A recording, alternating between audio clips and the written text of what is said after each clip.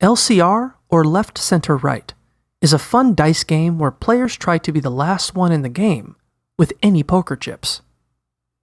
You'll need at least 3 players, and you can play with up to as many players as you'd like. You'll also need 3 poker chips, or any small item, for each player, and 3 6-sided dice. Choose one player to go first. On a player's turn, they roll as many dice as they have poker chips. For example, if a player has 3 poker chips, they roll 3 dice. If a player has 0 poker chips, they roll 0 dice and skip their turn.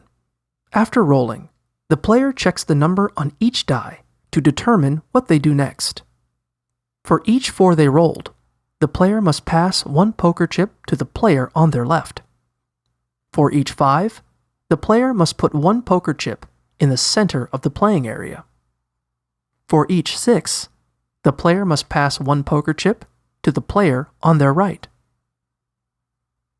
If a 1, 2, or 3 is rolled, nothing happens for that die. After a player rolls and passes their chips according to the dice, the player to their left goes next. Play continues clockwise until only 1 player has any poker chips left. Whoever is the last player standing with poker chips wins the game.